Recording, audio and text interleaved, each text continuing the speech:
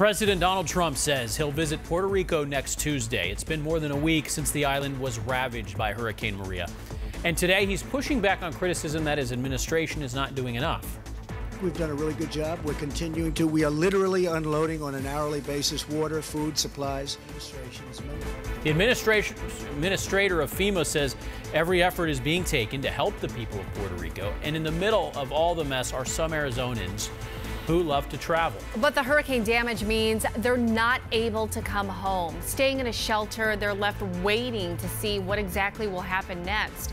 Team 12's Nico Santos is here now with why family members here in the valley are really frustrated and left without answers. Nico? Hey guys, well, they're frustrated particularly because Carrie Ragsdale tells us her family has made at least 5 trips to the airport in San Juan in the last 3 days. They were told they'd be able to catch a flight only for it to be canceled last minute, and at this point they really have no idea what other options they have.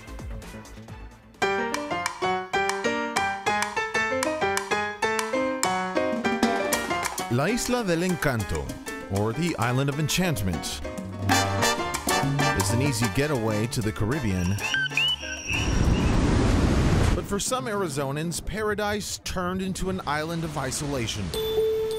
I don't think they'll ever be able to explain what they went through at that hurricane. Hurricane Maria left Puerto Rico battered and flooded, with no gas or electricity, a lack of food and water, and spotty cell service. Going hours or days without talking to someone, really tough. Carrie Ragsdale says 8 of her family members and close friends have been stuck in Puerto Rico, not able to get a flight home. Her biggest fear: I don't even want to say what I fear. I don't like to bring that into my universe. Trust me, we have bombarded Senator McCain as well as Senator Flake.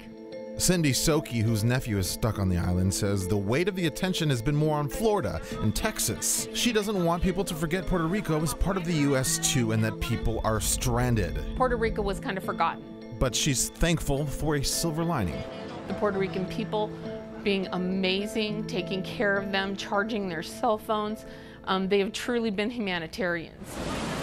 Her nephew and the rest of the group flew down there September 16th. Maria hitting 4 days later.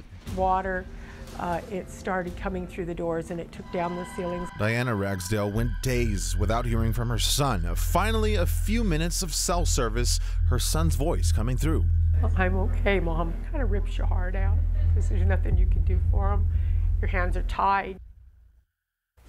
Okay, it really is kind of sad, but the family, this is kind of different from a lot of stories, right? They don't want hands out. There's no GoFundMe. They're not asking for anything. They just want people not to forget about Puerto Rico. And meantime, the family has been told that if they're not in the military or not an airline employee, they're kind of stuck for now.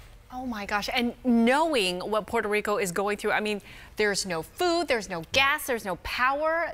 The island is completely annihilated. And there is a limited amount of fresh water. Yes. You know, a lot of people are talking about once that water gets contaminated, you know, what could happen in terms of on a massive scale there. So a lot of concerns, and you got to imagine. So they're just left waiting. Waiting. Yeah. And so who knows when they'll be back? All right, Nico, thanks a lot.